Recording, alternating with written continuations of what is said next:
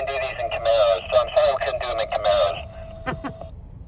Good news is Chevy makes some pretty fun vehicles, and even the Traverses and the Tahoes are good for some good quick laps around here. So by the time we get the second and third lap, we'll pick up our speed and have a little bit of fun with these brand new 2021 vehicles. We're going to roll right out here. We're not going to do the warm-up lane or the pit exit lane. We're just going to roll right out onto turn 1 as if we were qualifying for the Indy 500. Rolling right out into our 9-degree banking turn 1. Those of you that have covered racing, you know that this Indianapolis Motor Speedway is considered a flat racetrack. We're not like Daytona or Bristol or some of these tracks where banking is over 30 degrees. It was built in 1909. The banking is the same as it was in 1909, as is the width all the way around. So we are actually driving on the same layout over the same piece of ground that they started driving on in 1909.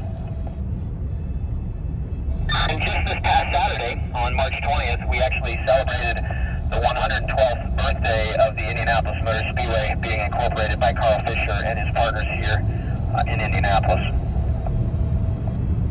Obviously, a lot of unique things about the Indianapolis Motor Speedway. One of them is the 18-hole golf course that Pete Dye designed that is on your left and on your right. On the side, we have 4 holes of that golf course, and on the right side, we have 14 of it. It was built in the 20s by Eddie Rickenbacker, who was a World War I fighter ace who actually owned the Speedway and wanted a way to generate revenue beyond the Indy 500, so he actually built a golf course here at the racetrack, and Pete Dye redesigned it in the 90s. Beatles have actually messed around on the golf course, as have the LPGA, the Senior PGA, and the PGA have played on the Indianapolis Motor Speedway golf course. We are the world's largest sporting venue with over 235,000 permanent seats. And for those of you that know Lucas Oil Field well, you could put 15 of those entire buildings inside of the Indianapolis Motor Speedway. Just how big our 270 acres inside the racetrack actually happens to be.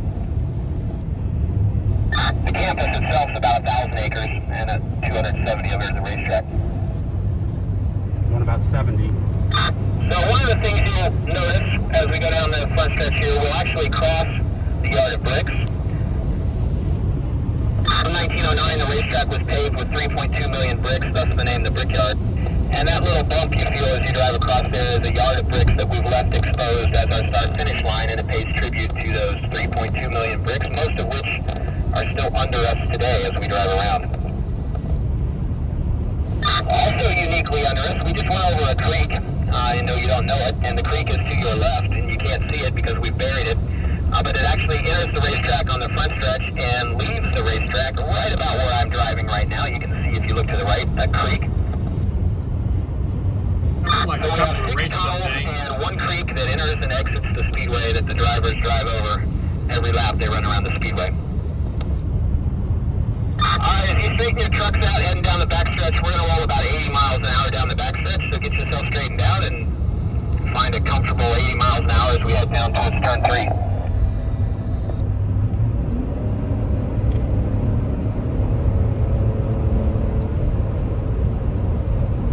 Another fun fact about the Indianapolis Motor Speedway, the Indy 500, we are actually the second largest city in the state of Indiana on that particular day inside this racetrack. It's up there at about 65 miles an hour for turn 3, and we'll roll 65 through the north end of the racetrack here. Head out towards the front stretch. Once we come out of turn 4, we're just now exiting turn 3. As we exit turn 4, we're going to roll about 85 down the front stretch. If you're not comfortable going 85, just pick a speed that you want to go if you don't want to go that fast. But 85 miles an hour down the front stretch of the speedway is very doable.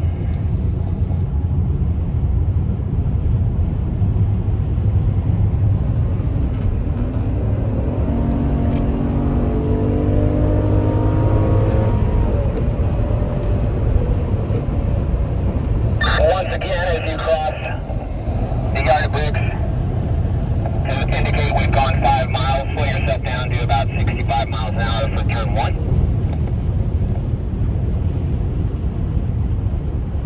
We also have a 14-turn, 2.5-mile road course that's in the infield of the racetrack. It was built for Formula One to come here in 2000, and then it's had MotoGP, and today hosts our IndyCar Grand Prix that kicks off the month of May, and this year for the first time we'll host the NASCAR Cup cars on the road course in August. Alright, one more 85-mile-an-hour run down the backstretch. Wait till you get out of turn 2. Don't want anybody to end up in the fence there. And same thing, slow ourselves down to about 65 as we enter turn 3.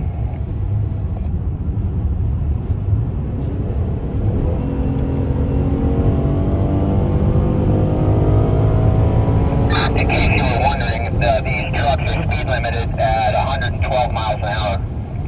We got up to 93, I think. So, it's always kind of fun to figure out each year how it changes. So it depends. Some years they're 114, 115. This year they're 112. Drive down the backstretch, and once you get to 112, they sort of automatically kick back down to 111.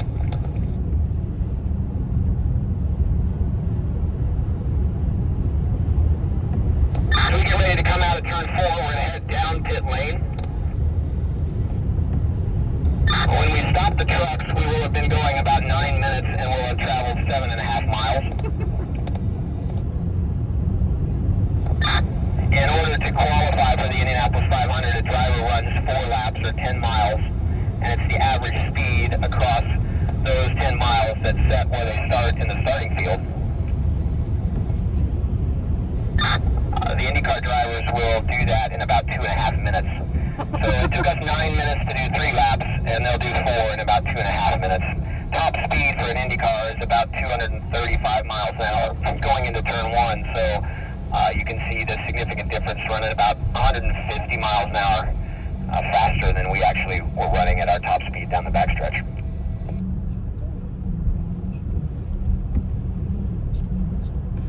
Really appreciate everybody coming out and spending some time with us today at the Speedway. If you got any questions, our team's happy to answer them, but best of luck the rest of this weekend. Thanks for covering sports in Indianapolis. We're excited as a city and as a community to get our country back on track and celebrate March Madness. Obviously, basketball